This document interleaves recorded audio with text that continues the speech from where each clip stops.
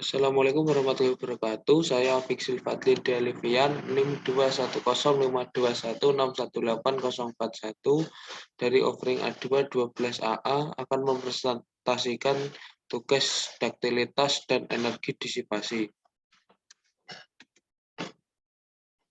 Yang pertama yaitu daktilitas. Definisi dari daktilitas adalah ukuran dari suatu kemampuan dari struktur untuk mengalami letusan yang besar tanpa mengalami perubahan kekuatan yang berarti. Daktilitas juga didefinisikan sebagai suatu kemampuan untuk mengalami simpangan pasca elastik yang besar secara berulang kali dan bolak-balik akibat beton di atas beban yang menyebabkan terjadinya pelemahan pertama.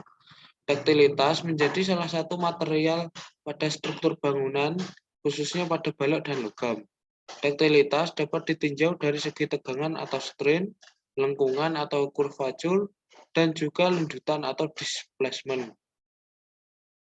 Daktilitas tegangan atau strain ductility. Berikut adalah rumus dari tegangan daktilitas tegangan. Kedua yaitu daktilitas lengkungan atau curvature ductility, dan yang terakhir adalah daktilitas lendutan atau displacement ductility. Kemudian poin yang kedua yaitu ilustrasi dari daktilitas. Dapat dilihat dari gambar ilustrasi di atas, semakin banyak sendi plastis pada sebuah struktur, maka akan semakin banyak pula energi yang dapat diserap oleh struktur.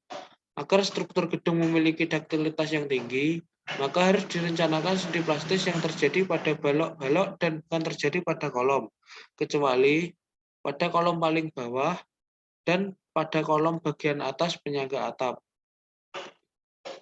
Yang ketiga yaitu pengaruh daktilitas. Daktilitas menjadi salah satu aspek penting dalam perencanaan suatu elemen struktur, dikarenakan pada saat gempa terjadi, elemen-elemen struktur bangunan yang mempunyai daktilitas tinggi akan menyerap energi lebih banyak dibandingkan dengan struktur yang mempunyai daktilitas yang rendah atau getas. Saat terjadi gempa, daktilitas pada struktur menyebabkan terjadinya sendi plastis secara bertahap. Sendi plastis inilah yang bertugas menahan beban gempa yang besar. Sendi plastis adalah kondisi ujung-ujung elemen struktur yang semula kaku atau terjepit sempurna menjadi sendi painet karena material penyusunnya telah mengalami kondisi plastis. Kemudian poin yang keempat yaitu studi kasus daktilitas.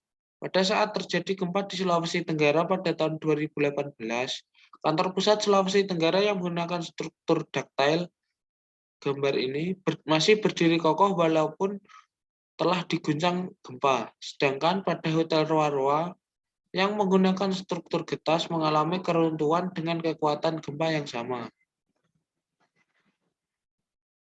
Poin yang kelima yaitu contoh soal daktilitas. Untuk soalnya terdapat kolom dengan dimensi lebar 250 mm dan tinggi 300 mm dibuat dengan menggunakan beton mutu F aksen C 22,5 MPa serta baja tulangan F aksen Y sebesar 300 MPa.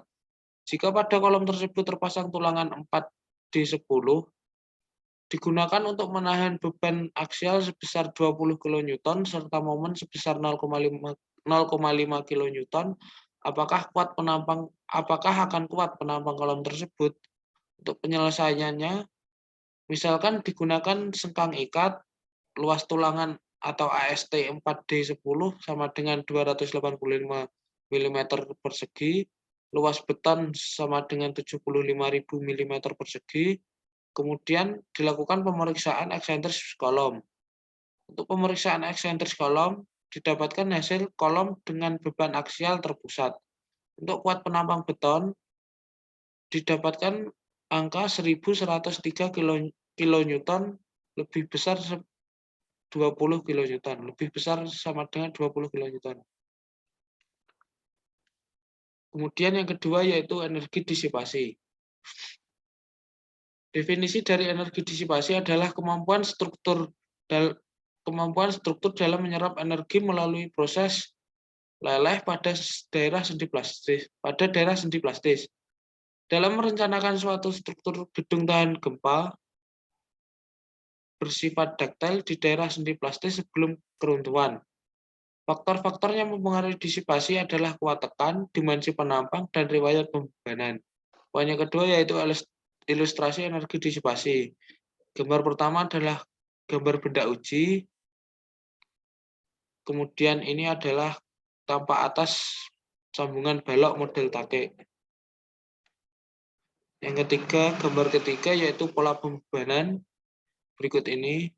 Dan yang terakhir adalah gambar 4 energi disipasi. Berikut ini adalah energi disipasi yang terjadi pada balok.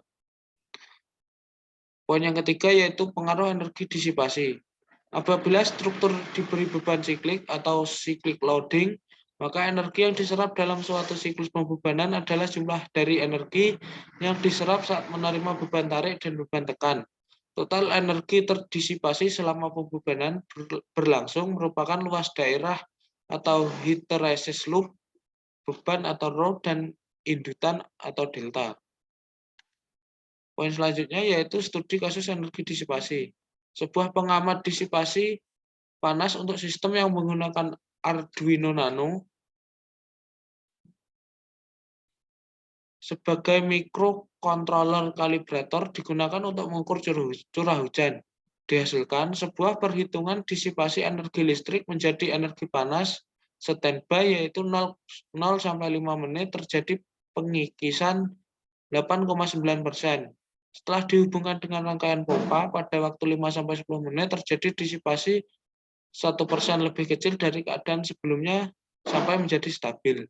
Disipasi energi listrik ke energi panas menjadi stabil saat microcontroller dalam keadaan beroperasi yaitu setelah 20 sampai 60 menit atau selesai beroperasi. Poin yang kelima yaitu contoh soal energi disipasi. Sebuah rangkaian seri RLC dihubungkan dengan sumber tegangan AC yang memiliki persamaan V sama dengan 100 sin 800T. Jika R sama dengan 120 Omega, L sama dengan 112,5 mH, dan C sama dengan 5. Daya disipasi rangkaian seri RLC sebesar untuk penyelesaiannya yang pertama yaitu diketahui V 100 sin 800T. Yang kedua R sama dengan 120 Omega dan L 112,5 mH, C 5 F. Ditanyakan daya disipasi atau PDIS. Penyelesaiannya yang pertama yaitu mencari XL. XL dihasilkan didapat 90 Omega. Kemudian XC didapatkan nilai sebesar 250 Omega. Yang ketiga yaitu mencari Z dengan rumus ESR kuadrat plus XL min XC kuadrat. Didapatkan 200 Omega. Imax 0,5 ampere, IEF sama dengan 0,35 ampere. Daya disipasi atau PDIS didapatkan angka 14,7 Watt. Demikian presentasi dari saya. Apabila ada salah kata mohon maaf. Wassalamualaikum warahmatullahi wabarakatuh.